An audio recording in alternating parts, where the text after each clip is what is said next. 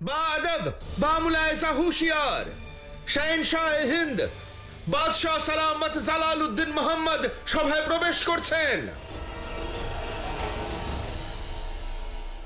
বাদশাহ সালামত, কাবুল থেকে মুনিম খানের আরেকটি বার্তা এসেছে। পড়া হোক।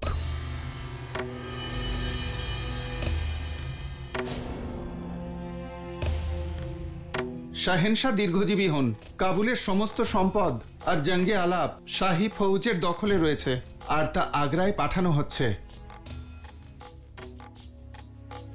কাবুলের ক্ষমতা মুনিম খানের হাতে চলে এসেছে, কিন্তু এখানে মুঘল সাম্রাজ্যের পাকা ব্যবস্থা হওয়ার আগে খাদিম ওখানে থাকবার অনুমতি চেয়েছেন।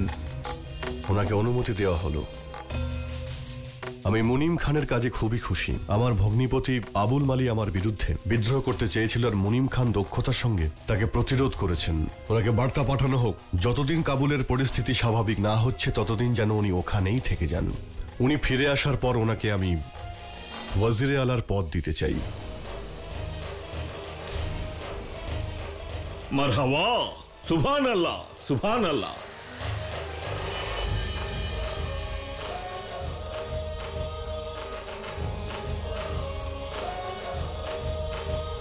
দেখলে আদম খান, কাবুলের এই যুদ্ধে যদি আমরা জয়লাভ করতাম, আমাদের কিন্তু ওয়াজির বানাতো না। সেই মুনিম খান যে আমাদের গোলাম ছিল, এখন ওয়াজির হবে। চিন্তা করো না, মুনিম খান আমাদেরই লোক।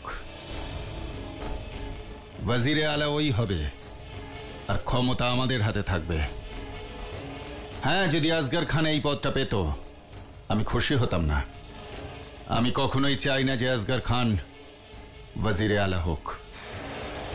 আর যখন মুনিম খান এই পদটা পেয়েছে আর ওয়াজিরে আলা হয়ে যাবে, তখন আগ্রার সমস্ত সম্পদ আর রাজস্বের একটা বড় অংশ আমাদের হবে, আর আমাদের শক্তি বেড়ে যাবে।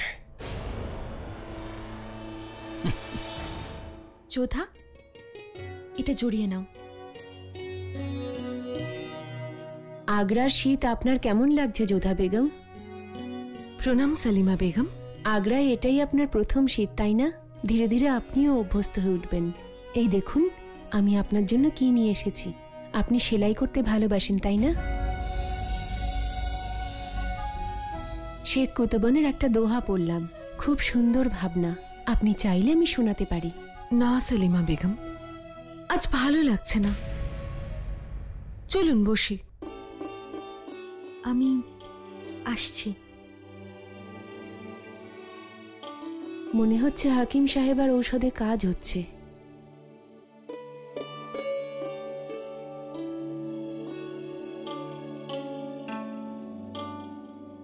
কি হয়েছে যোধা বেগম?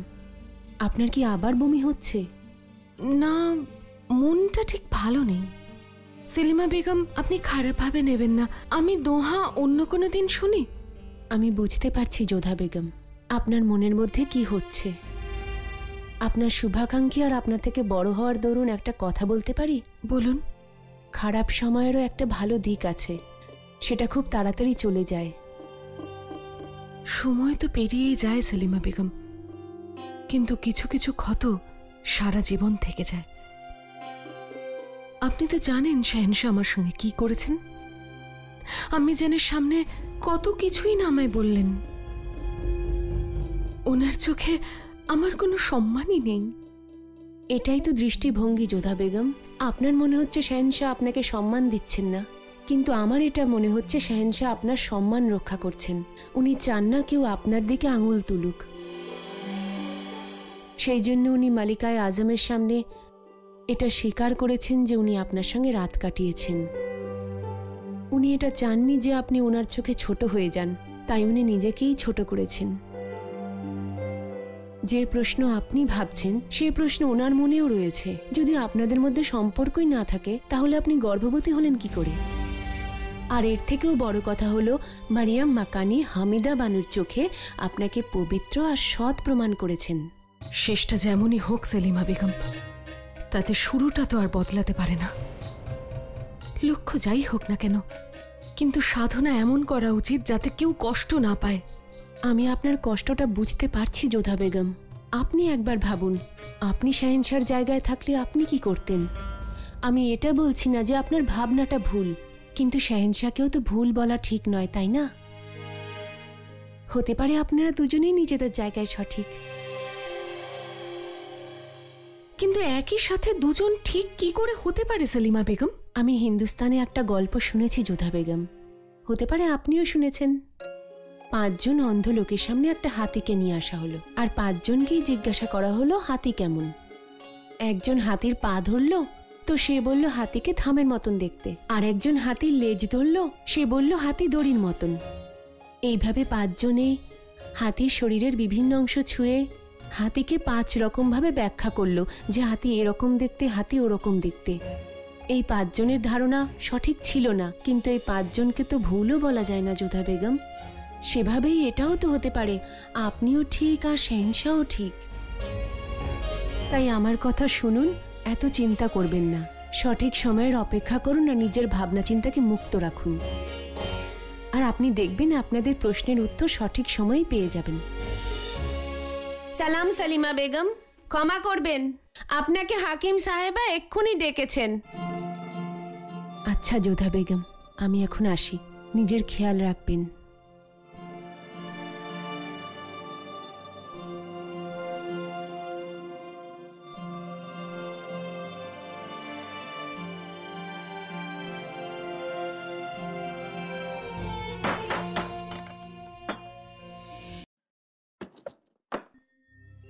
আপনি আমাকে ডেকেছেন হাকিম সাহেবা? আসুন আসুন, আপনার সাথে আমার জরুরি কথা আছে। কি জরুরি কথা আছে আপনার? যোধা বেগমের কি নীল রঙের বমি হয়েছে? না হাকিম সাহেবা, এখনো 4 ঘন্টা সম্পূর্ণ হয়নি। আমি তো এই 4 ঘন্টা কেটে যাওয়ার জন্য অপেক্ষা করছি, যাতে যোধা বেগমও পবিত্র প্রমাণিত হন। সেটা নিয়েই আমি ভাবছিলাম। কি ভাবছিলেন আপনি? এটাই যে যিনি যোধা বেগমকে ঔষধটা খাইয়েছেন আর যার জন্য যোধা বেগমের এই অবস্থা, তিনি আবার ঔষধ খাওয়ানোর চেষ্টা করতে পারেন। উনি যোধা বেগমকে বদনাম করার চেষ্টা করছেন। অবশ্যই। আর উনি এটা করার জন্য কিছুটা ঔষধ নিশ্চয়ই রেখে দিয়েছেন। কিন্তু প্রত্যেকবার যোধা বেগমের কাছে ঔষধ পৌঁছবে কি করে? এটা সমস্যার নয়, এটা সহজেই জলে গুলে যায়। এটা একটুখানি খেলেই কয়েক ঘন্টার মধ্যেই গা গুলিয়ে বমি আসার লক্ষণ দেখা যায়। হায় আল্লাহ, এখন আমি বুঝতে পারলাম যে আমারও কেন বমি হয়েছিল। দাঁড়াও মতিবাই, এই দুধ তুমি যোধা বেগমের জন্য নিয়ে যাচ্ছ তো? আগে হ্যাঁ। এটা আমাকে দাও। আমি তো যোধা বেগমের জন্য নিয়ে যাওয়া দুধ চেখেছিলাম, তাহলে এর মানে হলো যে যোধা বেগমের প্রতিটা খাবারে ওই ঔষধ মেশানো হয়েছে। কিন্তু কে এই কাজ করতে পারে?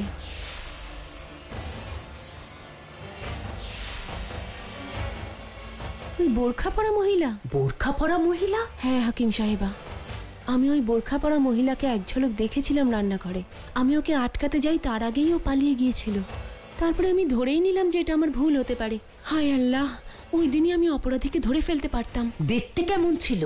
ঠিক ভালোভাবে সেদিন আমি দেখতে পাইনি, মাঝারি উচ্চতা ছিল, শুধু পেছন থেকেই দেখেছি আমি। নূপুর পড়েছিল আর সেই জন্যই আমার ওই দিকে নজরটা যায়। ইয়া আল্লাহ, এটা তো একটা চক্রান্ত।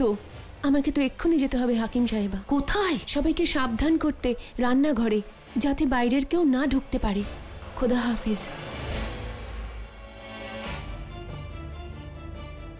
ওই মহিলা নিশ্চয়ই আগ্রার বাইরে থেকে এই ঔষধ এনেছে, কারণ 3-4টে ঔষধ মিশিয়ে এই ঔষধ তৈরি হয়। তার মধ্যে কয়েকটা তো আগ্রাতে পাওয়াই যায় না। তাহলে প্রশ্ন এটাই যে ওই মহিলা কে, যে যোধা বেগমকে বদনাম করতে চাইছে?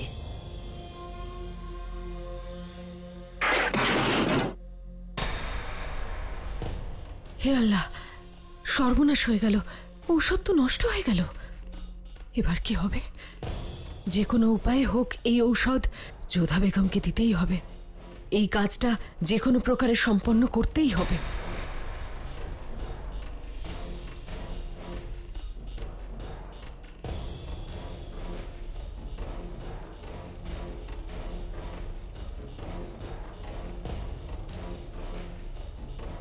হ্যাঁ, একজনই আছেন যিনি এই কাজে আমাকে সাহায্য করতে পারেন, হাকিম সাহেবা। বিভিন্ন বাহানায় ওনার কাছ থেকে 4টে জিনিস নিয়ে নেব আর সেগুলো মিশিয়ে এই ঔষধ আবার তৈরি করব। এইভাবে আমার কাজও হয়ে যাবে আর কেউ সন্দেহও করবে না।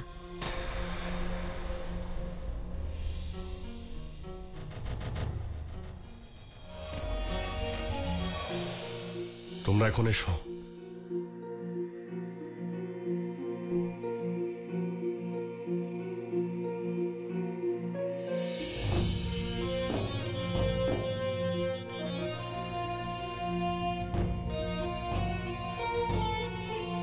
আপনি এটা তুলা যন্ত্রে ফেলে এসেছিলেন। তুলা যন্ত্রে অনেক জিনিসই মাপা হয় যোধা বেগম, কিন্তু সব জিনিস নয়। আপনার কোনো কথাই আমি আর বিশ্বাস করি না।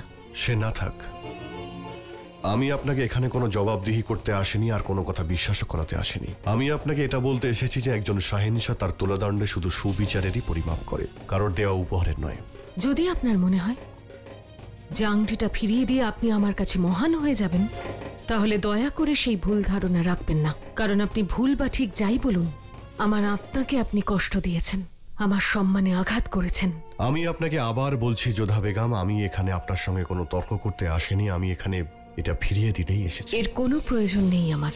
আপনাকে আমি মনে করিয়ে দিতে চাই, এই উপহার মোগল সাম্রাজ্যের বেগমকে মালিকায় আজম খুব ভালোবেসে দিয়েছিলেন। অন্তত ওনার সম্মানটা তো রাখুন। আপনার পছন্দ হোক বা না হোক, এর প্রয়োজন না থাকতে পারে, কিন্তু তাও এটাকে রাখা আপনার দায়িত্ব। আর আমি জানি যে আপনি দায়িত্ব খুব ভালো করেই পালন করেন। যতদিন আপনি আগ্রাতে থাকবেন ততদিন এটা আপনার কাছেই থাকবে।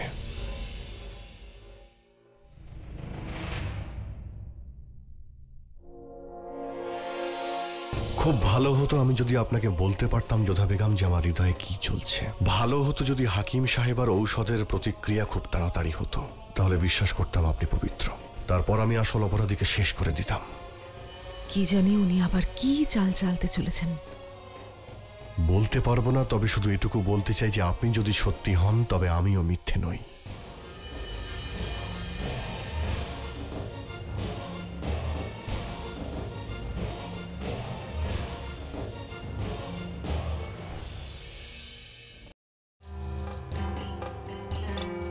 মালিকায় আজম বেগম যোধার জন্য উৎসবের আয়োজন করেছেন। সবাই একটা কথা মনে রাখবে, সমস্ত খাবার যেন সুস্বাদু হয়, আর শাহেনশাহর পছন্দের গোলাপের মিষ্টি অবশ্যই বানাবে। এটাকে আরো গাঢ় করো। সব কাজ এক্ষুনি বন্ধ হোক। এখন থেকে এখানে সব রান্না আমার চোখের সামনেই হবে। কি ব্যাপার বেগম সালিমা, কোনো সমস্যা? রহিমের খাওয়া নিয়ে কোনো সমস্যা হয়েছে তাই না?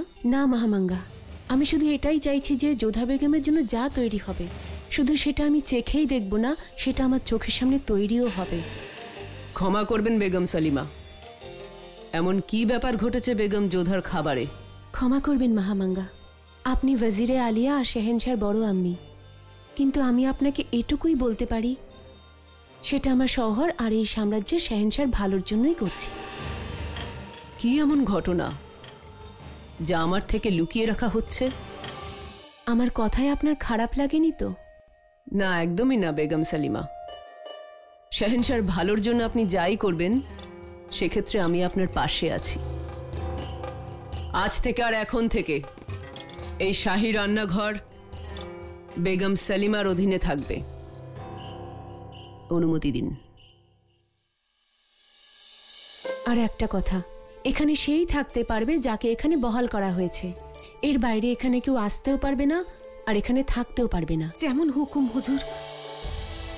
ওই মহিলা অনেক চতুর মনে হয়।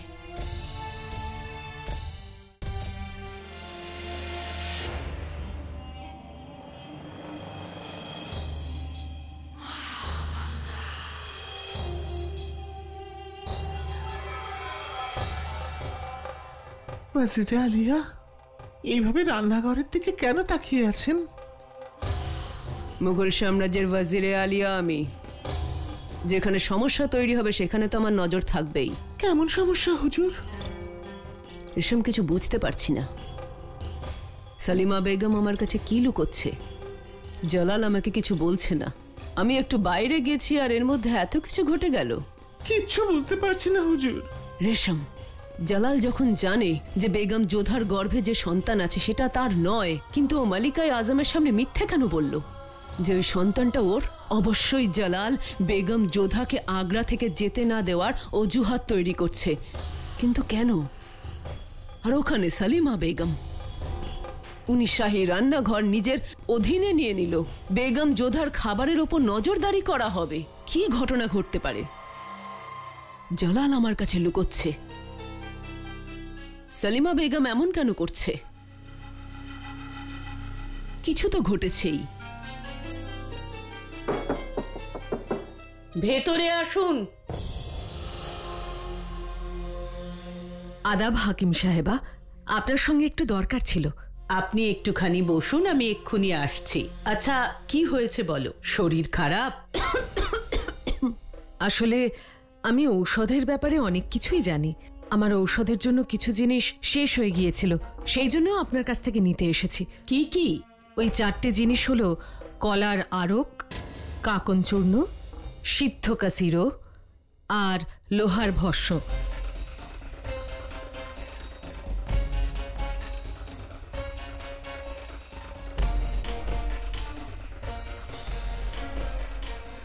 আমায় ক্ষমা করবেন। দেখুন, ঔষধ দেওয়া আমার কাজ, কিন্তু এটা জানা জরুরি যে আপনি এই 4টে জড়িবুটি কেন চাইছেন। আমার হাত থেকে ঔষধ ছিনিয়ে নেওয়ার চেষ্টা করছেন, তার মানে আপনি নিশ্চয়ই অপরাধী। মহিলার সামনে বোরখা পরে থাকা মানেই আপনি নিশ্চয়ই কিছু লুকোচ্ছেন। আর এই ঔষধ দেওয়ার থেকেও জানাটা জরুরি যে কে আপনি। আহ!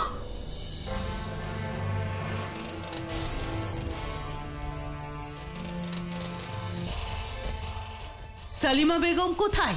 এখনই তো এখানেই ছিলেন, এখন জানি না কোথায় আছেন। এক কাজ করো, ওনাকে খবর পাঠাও, আমি এক্ষুনি ওনার সাথে দেখা করতে চাই। আমি আমার ঘরে অপেক্ষা করছি। আচ্ছা, এখন কেমন আছেন যোধা বেগম সা? যোধা বেগম সা? হে, আপনি কি বলছেন জাবেদা ভাবি? এই নাও, আগ্রা এসে আপনি নিজের ভাষাই ভুলে গেছেন। আমি তো এখনো আমিরের ভাষা ভুলতেই পারছি না। যেমন ও হলো মতিসা, আমার শাশুড়ি হলেন মাহামসা, আমি হলাম বৌদিসা, আর আপনি হলেন বেগমসা। আর আপনার গর্ভে যে আছে সে হলো মোগল শাহজাদা সা। জাবেদা ভাবি, যখনই আপনি আসেন আমাদের মন প্রফুল্ল হয়ে যায়। আমি না আপনাদের ভাষা এতটাও বুঝি না, কিন্তু আমি বুঝিনি যে আপনি কি বলেছেন, কিন্তু যেটাই বলেছেন ভালো লেগেছে। আপনি ভালো, সেই জন্য আপনার সমস্ত কথাও খুব ভালো। দাসী সা, খুব ভালো করে পেস্তা বাদাম খাওয়াও আমাদের যোধা বেগম সাকে। প্রণাম সেলিমা বেগম, আসুন বসুন। শুনলেন আপনি? জাবেদা ভাবি সা এক্ষুনি কি বলছিলেন? যখনই আসেন হাসিয়ে যান।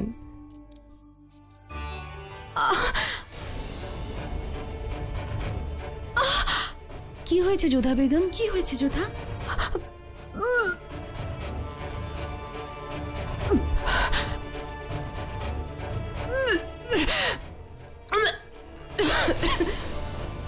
চার ঘন্টা পরে যদি যোধা বেগম নীল রঙের বমি করেন, তাহলেই বুঝবেন উনি গর্ভবতী নন। এই নাও যোধা, জল খাও, জল খাও। হাকিম সাহেবার কথাই ঠিক হলো। যোধা বেগম নীল রঙের বমি করলেন, এর মানে হলো যোধা বেগম গর্ভবতী নন।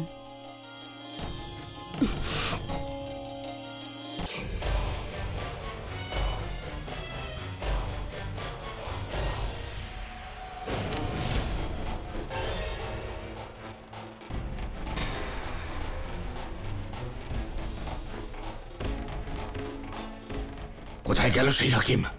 এখানেই তো থাকার কথা তার। যাবে কোথায়? এখানেই কোথাও আছে। দাঁড়াও, ওই দরজাটা বন্ধ করো, ওখান দিয়ে পালিয়ে না যায়।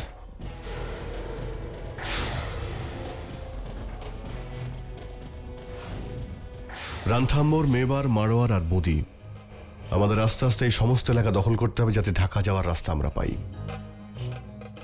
যদি মুঘল সাম্রাজ্যের শিকড় সমগ্র হিন্দুস্থানে বিস্তার করতে হয়, তাহলে আমাদের সমস্ত রাজবংশীয় এলাকা দখল করতে হবে, তা সে বন্ধুত্বের মাধ্যমেই হোক বা তরোয়ালের মাধ্যমে।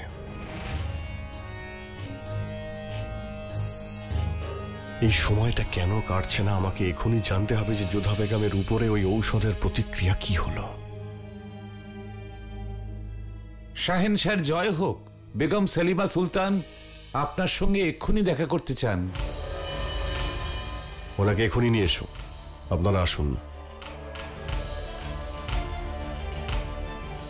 আজগার সাহেব, আমার অনুমতি ছাড়া যেন কেউ ভিতরে আসতে না পারে। আগে হুজুর।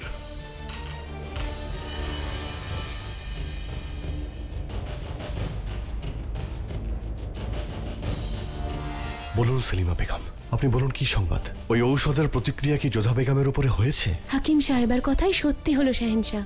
যোধা বেগম নীল রঙের বমি করেছেন। উনি একদম পবিত্র শাহেনশাহ। উনি গর্ভবতী নন। আপনি সত্যি বলেছিলেন সেলিমা বেগম। কখনো কখনো সত্যিটা আমাদের ভাবনার থেকে অনেক আলাদা হয়, গল্পের মতো মনে হয়। আমি আপনার কাছে কৃতজ্ঞ যে এই জটিল সমস্যায় আপনার পরামর্শ কাজে লেগেছে আর আপনি আমার সঙ্গে থেকেছেন। হাকিম সাহেবও অনেক চেষ্টা করেছেন, তাই আপনি এই আমার তরফ থেকে এটা ওনাকে দিয়ে দেবেন।